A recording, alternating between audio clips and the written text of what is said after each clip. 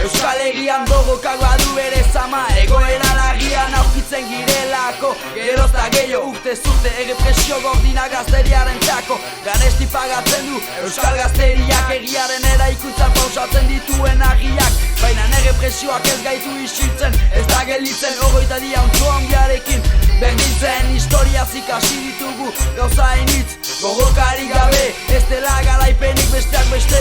Askatasuna zamesten etxik gabe, liburua ez dugu esten. Horrika horbiltzen gira gure helburuetatik, taktikoki ikasitakoaren gatik. Gure ukabila txatuetan da duintasuna, pintatinko zuretzat handere askatasuna. Zure gana jiten gitzu, pausuz pausu, jabesoak irekitxasu, ez gira gu.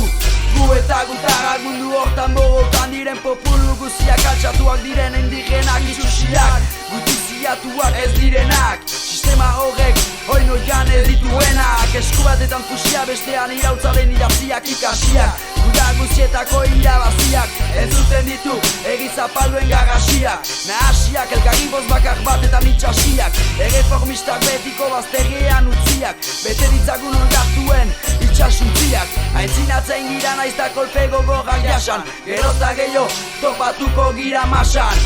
Hori ez da utopia, baizik eta esperantzan. Horrek du gazteiten gaituena ezagiko zalantzan. Hainbeste polizi, prefeta, epaile, kartzela, auzitegi, kamera eta belarri. Milaka aurpegi, xede baten txerbitzuko, milaka beso, borreru bakar baten esku. hainbeste polizi, Prefeta, epaile, kartzela, auzitegi, kamera eta belarri. Milaka aurpegi, xede baten txerbitzuko, milaka beso, borreru bakar baten esku. Zonbat egitura daude aktibaturik, gazteria isiltzeko antolaturik. Ez bota gezurrik, sekuritarioa aitzaki bada, ez besterik ia horrekuntza badakik.